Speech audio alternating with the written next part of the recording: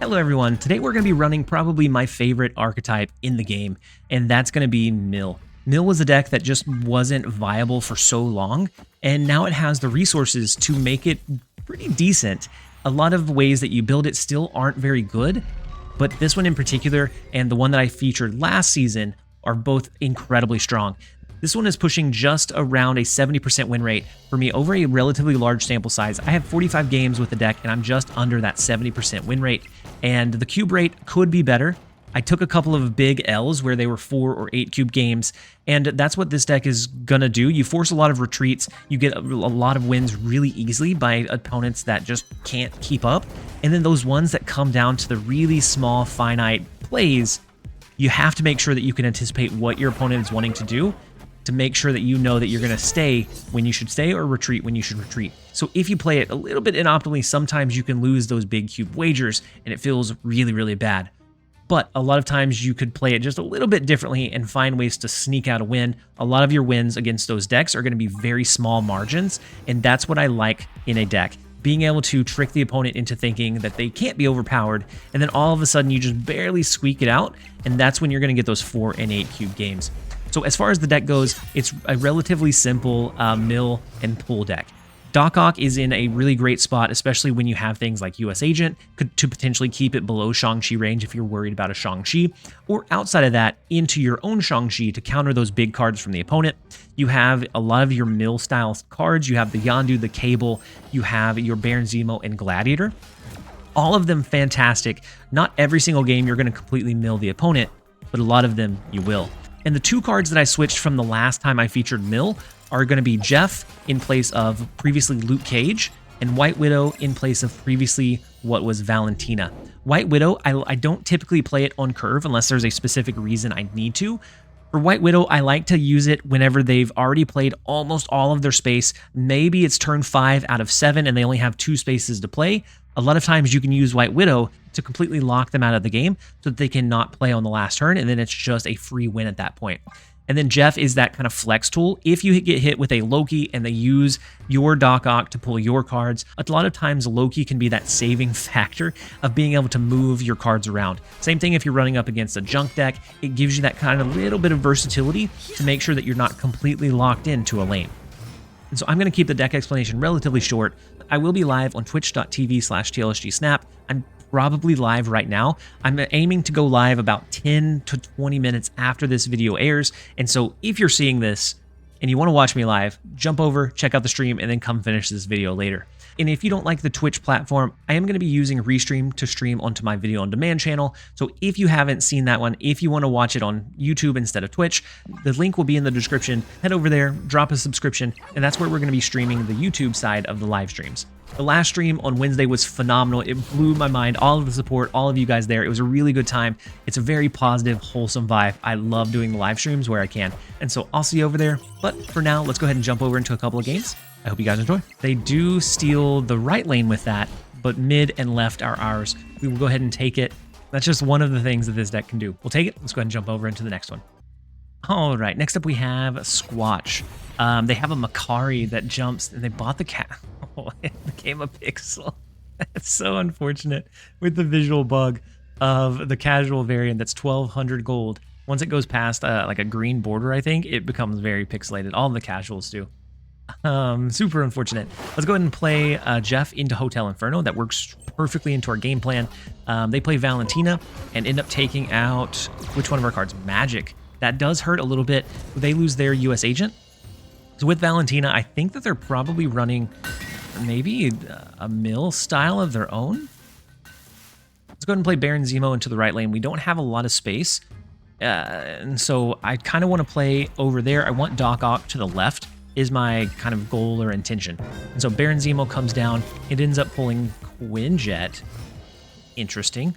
And so they have 3 cards left in their deck. We could do, I think we just do kind of a pity Yondu.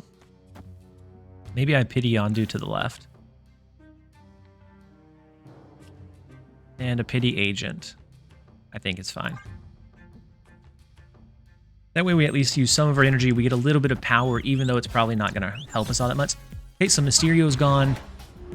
I'm curious what they're running. So the Sunspot is also interesting, and then the Sage. So they capped out their right lane entirely. Are they looking to go for maybe a Sandman? Sandman would feel strange. Shang-Chi in the right lane is always great for us. Or we could do Sunspot, but they have the ability to just absorb on the last turn, potentially. But with Gladiator, we could pull the last card in their deck, potentially. We could also pull most of their resources from their hand with something like a Doc Ock. And then as long as they don't have Sandman, which it could be. Ooh, Moon Girl is interesting. Curious what they wanted to Moon Girl. I mean, we're going to pull most of it into this left lane. Oh, no. Oh, no, Valentina. R.I.P. Squatch. R.I.P. Oh, no. That is so unfortunate. We gladly take it. I'm going to play Gladiator to the right. We're going to do Shadow King. No. What are we thinking? We're going to do Shang-Chi to the right. And then I think we do something like Cable. Shang-Chi to the left, Cable to the right. We're going to take out... Victory. Unfortunate. All right, next up we have Rolk. The first location is Kamartaj, which is so beautiful for the mill style of cards. Unfortunately, we didn't have Yondu, and then we don't draw him this turn because of Time Theater. One of those locations that most of the time it's not great until it's amazing. And so they have the sweet border on Psylocke that matches the card itself. Very good styling from Rolk. We have Magic to the... Bar Sinister is interesting too. I think we go... Let's go Magic to the right. Because they Psylocked, they could do something insane. I want to go Magic to the right. We're going to change Bar Sinister. I don't know that we're going to benefit all that much for it. And I don't want them to get something like, I don't know, Vision down. To be able to be super versatile either. So Professor X, interesting. Very interesting. They were going for the duplicated Professor X, I guess. I don't know. I don't know what the game plan there was. They couldn't have played it here because it would hurt their power. We do have Jeff to eventually, hopefully, play over there.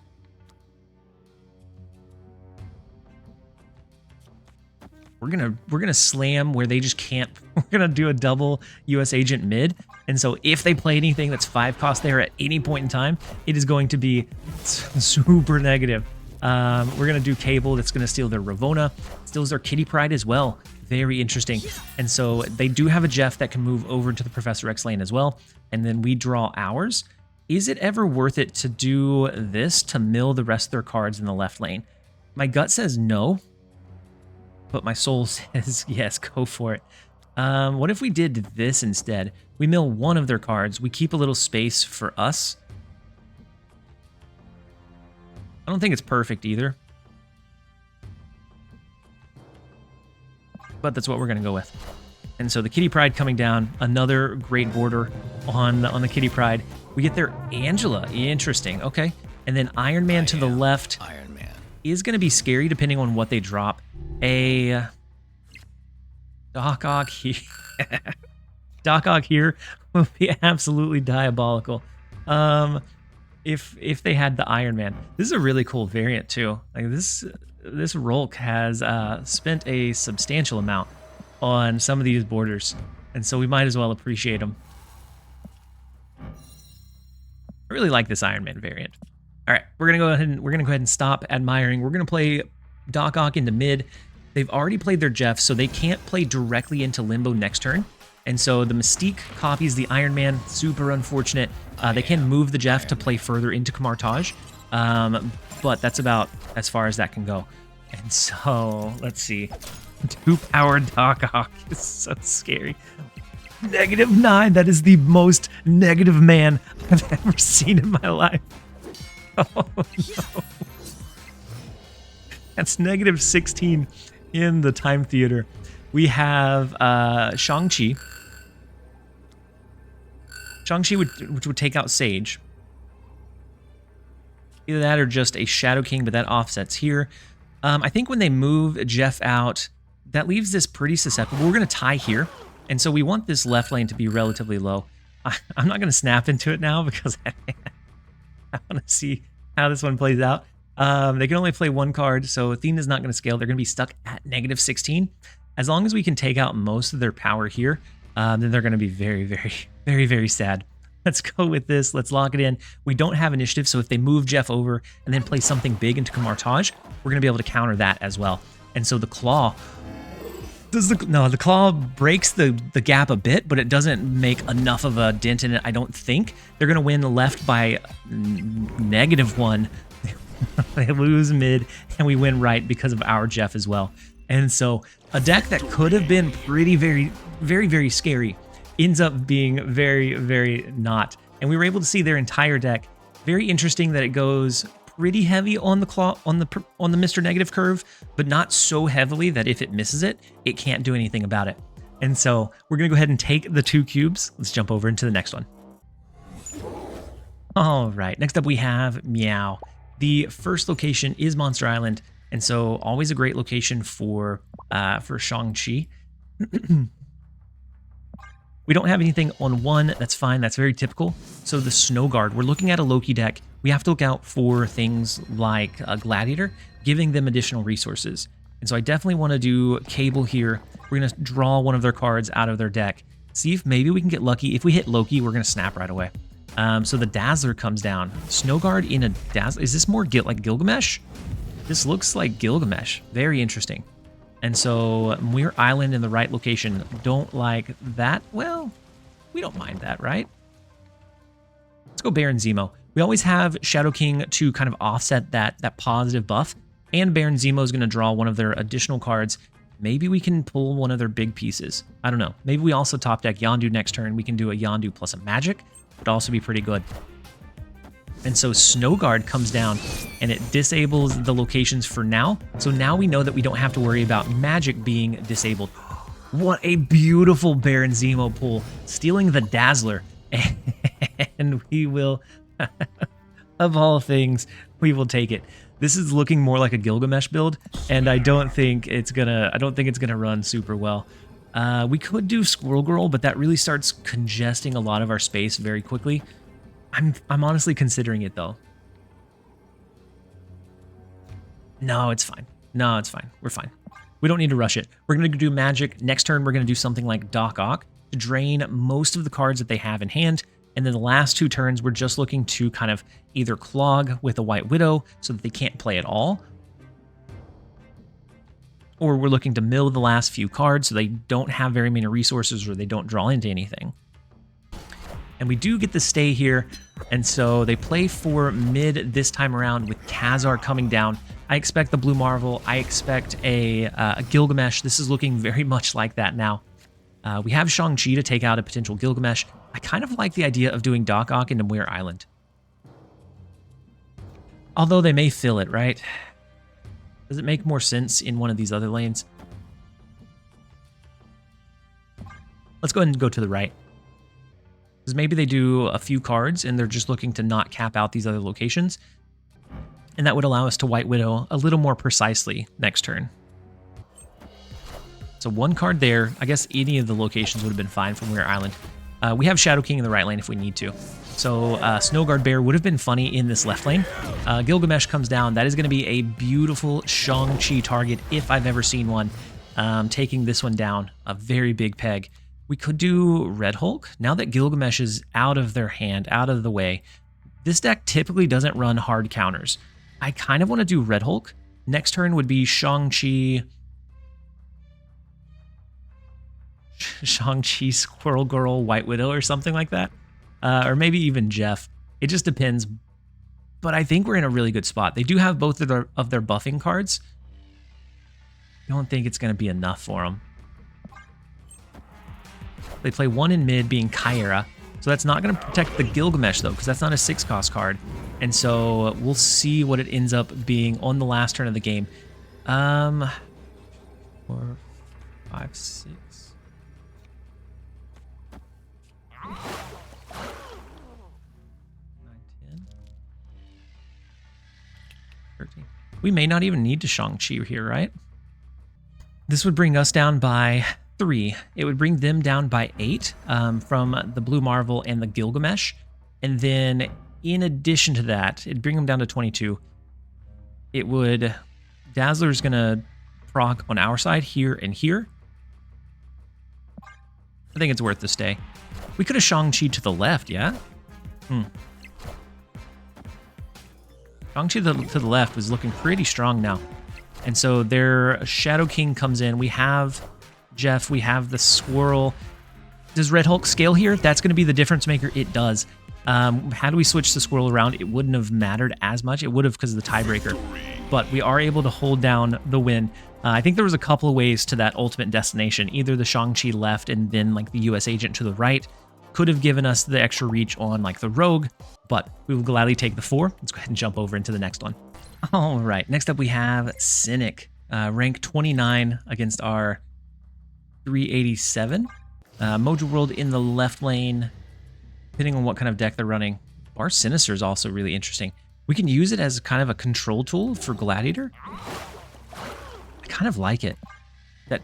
That mills a lot of their stuff. Ooh, this is a Silver Surfer build. This is a snap. This is a snap right away. I think it's like a Silver Surfer, Absorbing Man, Shaw. I think Dexter was running one very, very similar. And I like our chances here. I kind of want to move 3 of these cards out in favor of the Gladiator. We're going to do 3 Gladiators mid to destroy 3 of their cards. And then we can move the last Jeff to do maybe a Shang-Chi on the last turn, maybe a Shadow King. We have a lot of things that we can leverage there. And so let's go with this. It gets a little clunky in Vibranium Mines for sure. Hold on. I was going to move one of the Jeffs that went to the left to the right instead, because that's not a lane we necessarily want to fight for or play for. And so they played Brood into the Vibranium Mines. If we hit Absorbing Man, that's going to pull another Brood because of that on reveal. But they lose their Hope Summers. We're hoping to hit like a Silver Surfer. That would be fantastic here. The Vibranium, unfortunate. We're not going to be able to destroy that one. And then Gladiator ends up pulling a Nocturne, which is nice to see. Still not exactly what we wanted to see, though. So what we can do is...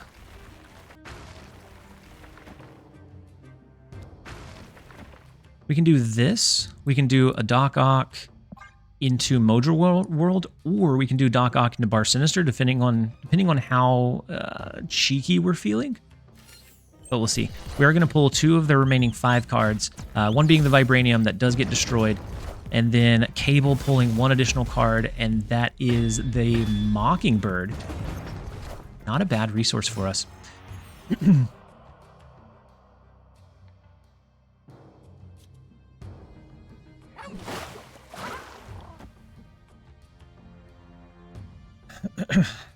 I do kind of like the idea of a Doc Ock pull, because they're going to save their Silver Surfer until the last turn. So we might as well make sure that they can't do 3 Silver Surfers, or 3 of whatever this is, I suppose. And so we end up pulling Gladiator, not a great pull for us. Red Guardian, definitely not a great pull for us. And then this one was Nova. And so Nova into the Killmonger. They can still play into the middle location, unfortunately. But Nova bumping this up to 7. They do have the lead right now. Assuming they play Silver Surfer, we take out this one, we win Mojo World. We do...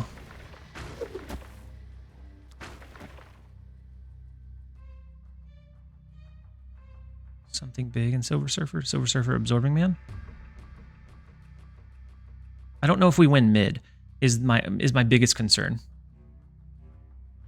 But I am going to go ahead and let it play out. Let's go ahead and lock it in, see how it goes. They only have 1 card left in their deck. I assume they have Silver Surfer. If not, they actually dodge a bullet here from the Sebastian Shaw. So Vibranium and Absorbing Man. Oh, wow. So 19 in the right lane. Does this do it? It ties in the right lane. We win mid by more than they win left. And so I'm sure they had Absorbing Man. I'm sure they had their Silver Surfer. But playing heads up, I would assume that they are anticipating the Shang-Chi potential and so they didn't want Shaw to be in that kind of realm.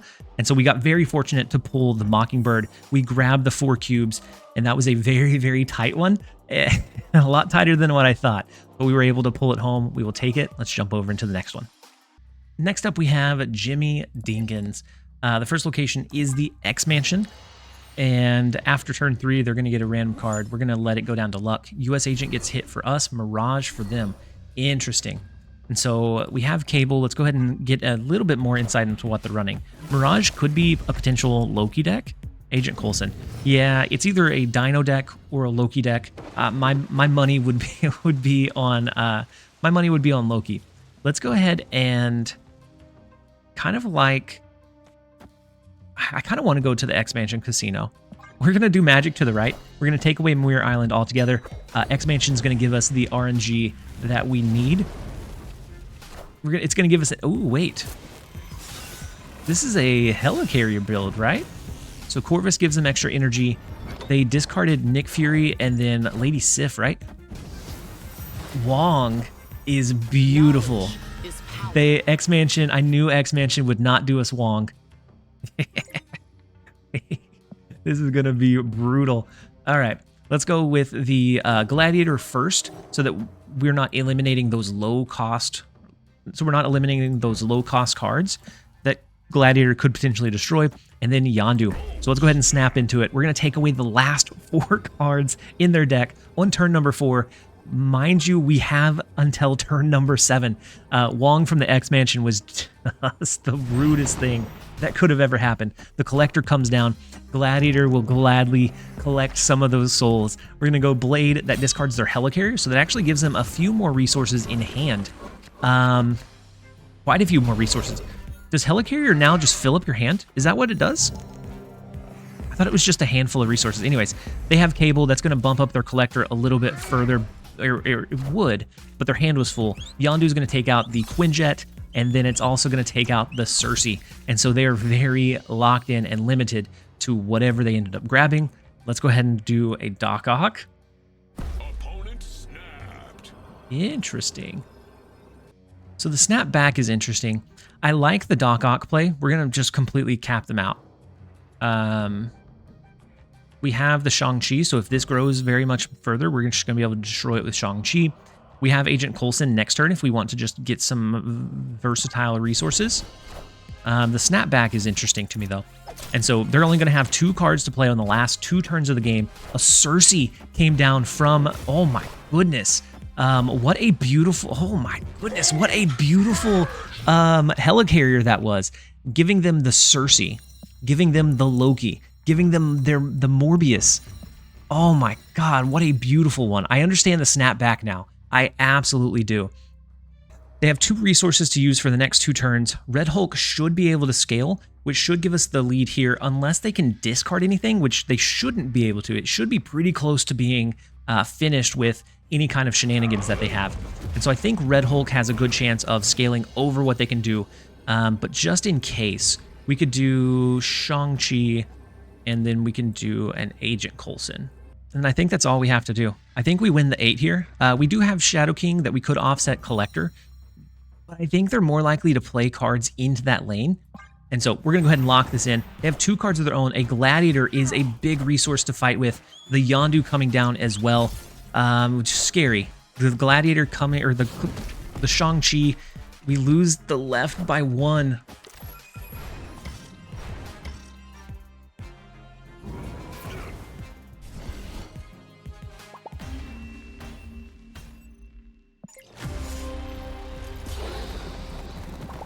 All right, next up we have Slob Knob Corn Cob. The first location is Vibranium Mines, so we are going to avoid that one for now. We take out their Wasp, so it could be a Pixie deck, or it's just like a standard Patriot deck.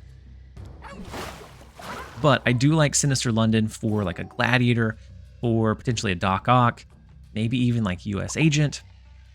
I almost want to snap, but they just Spider-Man pointed, so we're going to wait a turn. I'm just going to do Jeff and get a little bit more information about their deck.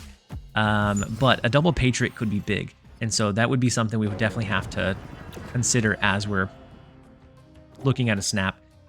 Let's go ahead and do a double Gladiator. I think that's going to give us a really big insight into their build.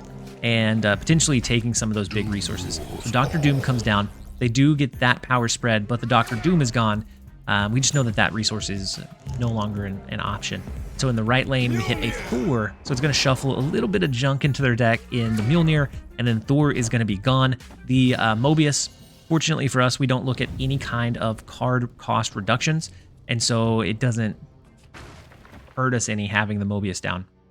Now, it could still be a Pixie deck. I like the idea of keeping Sinister London for now. Otherwise, they're going to be able to get a lot of Vibranium that they can use. And I don't really want to fight against a whole bunch of 1 cost 4 power Vibranium. And so we're going to go ahead and change the left lane. That way, next turn, we could do something like a double Baron Zemo to pull their last 2 cards. We could also do... Assuming that it goes here. We can force it to go there.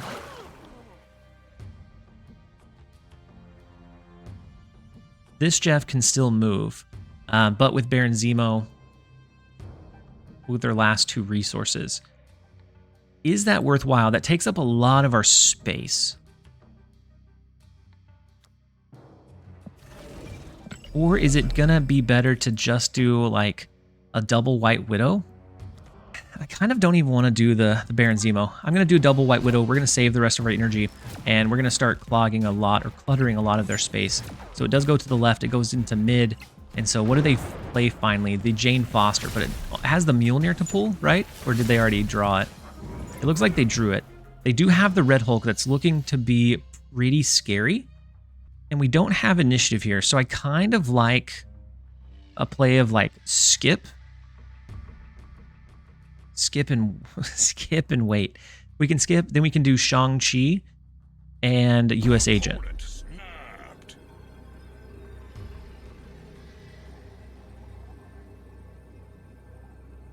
Maybe. Or something like that. Maybe we just give them the right lane, we go Shang-Chi into the middle and to the left. But right now we know that they have priority going into the last turn, so I'm going to skip here. Let their Shang-Chi grow.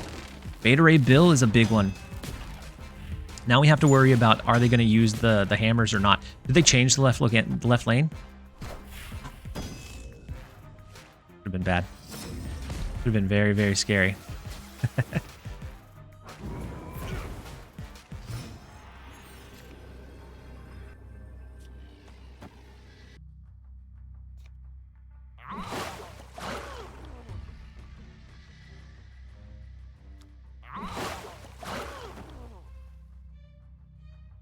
Is this ever our play?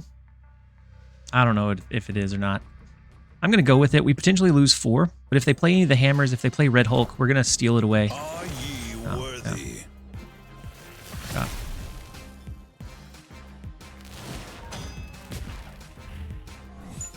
Are ye worthy?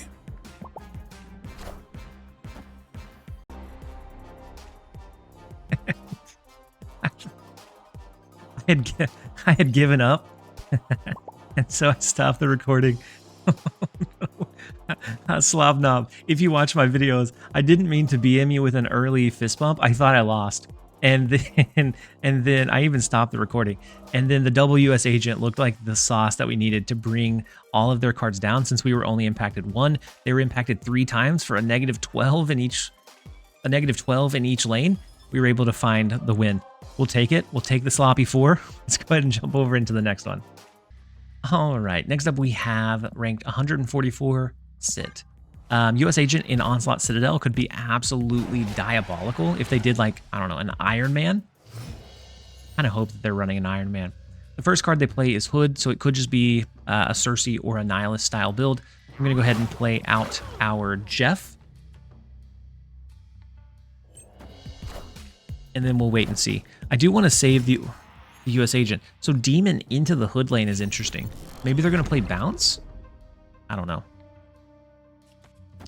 We're going to play White Widow to the left because that's going to be a -8 power card until they cap out the Onslaught Citadel. So they either have to play to forcibly cap it out or be hit with a very big negative deficit. And so they play a card over there as well. It could be the same thing. No, Negasonic. Interesting. I'm not entirely sure what kind of build they're running.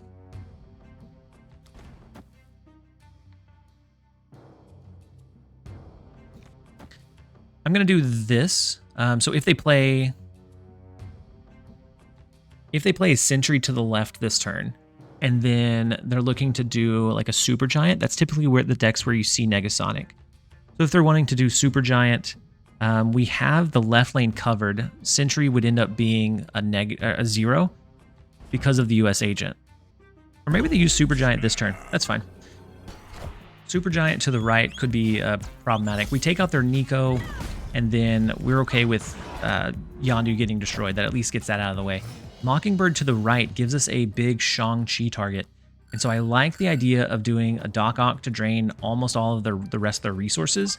And since we already have the Mockingbird as that target, we know that that's going to be another positive 11 when we play over there. So they play for mid with the Annihilus, sending us just the Hood, sending us the Widow's Kiss, which, bravo, good job. I forgot about the Annihilus. I knew that it was there, I just forget that it impacts the Widow's Kiss. We take out all but one of their cards.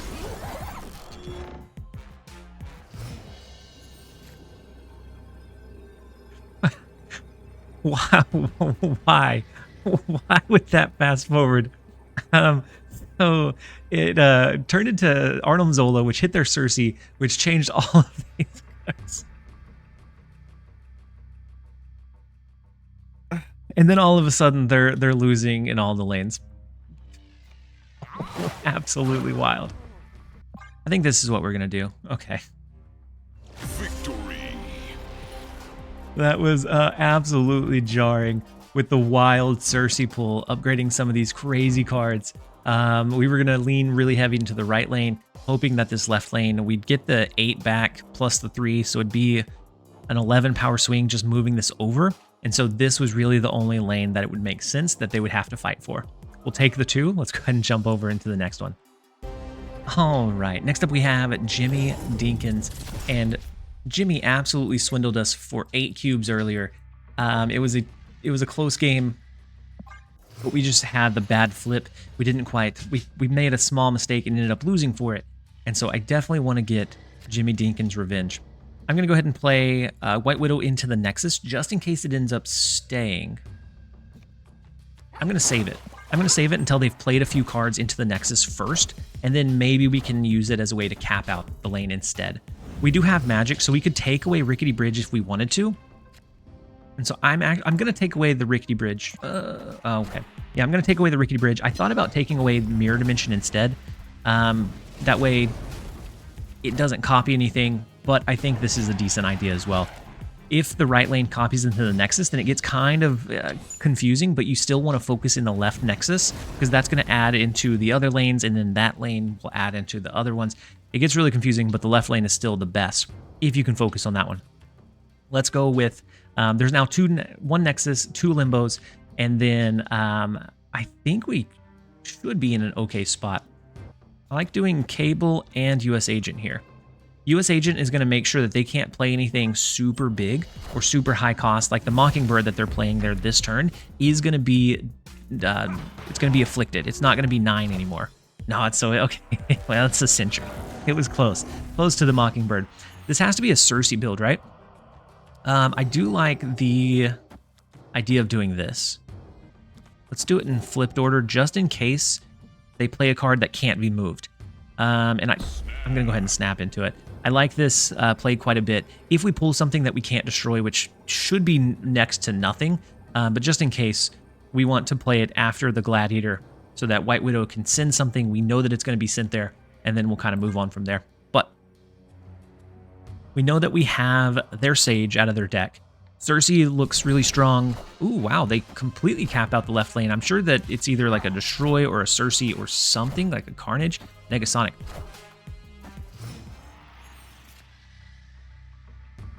They don't have a Legion, right? Were they expecting that to be like a surprise rip away? I like doing this. That's going to get rid of the Negasonic effect.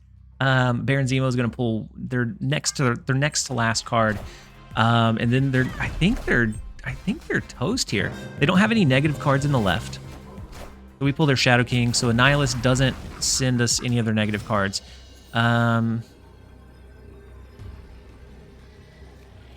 This ends up being 2, 4, 6. So 1, 2, 3, 4, 5, 6. So it ends up being 12. I think that's fine. I think that's more than enough in a 12 power play to overcome whatever they have. It's not going to be impacted by US Agent, so even if they use all of their energy, Red Hulk would still be worse because of the US Agent.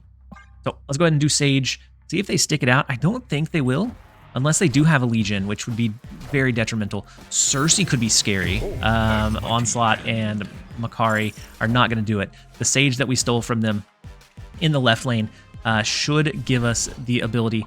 This is actually very, very close with how much power they had in the other two, but we will take the 4. It feels good to get a few back. Let's go ahead and jump over into the next one. Next up, we have A-Man. I don't have anything witty to say. We have A-Man. They're using a pretty cool morph avatar, by the way. The first location is Mojo World. They end up playing their Ant-Man. And so if we can potentially destroy a card or get around that in some way, shape, or form, we might benefit quite a bit. And with Ant-Man, it's either an ongoing deck or it's a Gilgamesh Zoo. And seeing the Dazzler, I think more in line with Gilgamesh Zoo.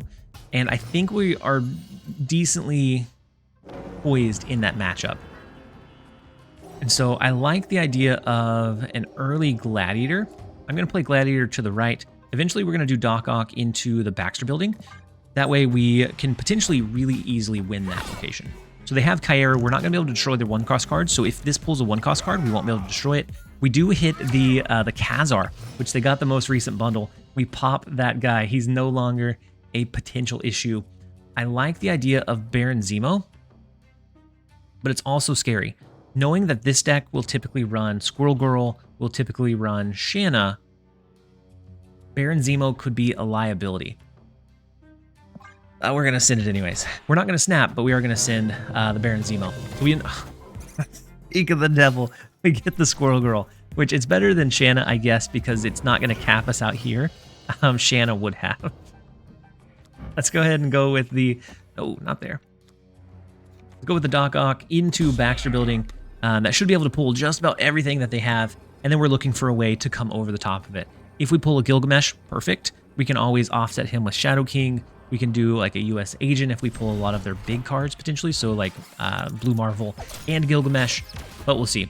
They played 1 card over there. They hit a Rogue. Rogue is going to be no such luck, and then they do hit Shanna, or we pull Shanna out. Hawkeye to the left, Black Knight into mid, and they're very restricted on their space. And so you may have Sarah down, but I would say you are very far from the win. I don't know that we have to worry about a Shang-Chi. I really don't think we have to worry about it. So I kind of like the idea of doing... I'm going to do a Red Hulk to the left, because I think they most likely play a card into the Hawkeye lane this turn. So let's go ahead and do that. I would think they give the Hawkeye the bonus, and so that's going to allow them to play there. So the Blue Marvel comes down. That is big, and then that leaves Gilgamesh for mid. But as long as we can win the right lane, we can win mid. We know that they don't have a Khazar anymore. So we have to beat 4 power over here. I think that looks like maybe easier said than done. We have to play over here as well. So it'd be 3, 4, 5. Brings us up to just 16. We can't do it this way because then we would lose the bonus on Hulk, which is the 6. We'd get 3 of it back. So we'd only lose 1.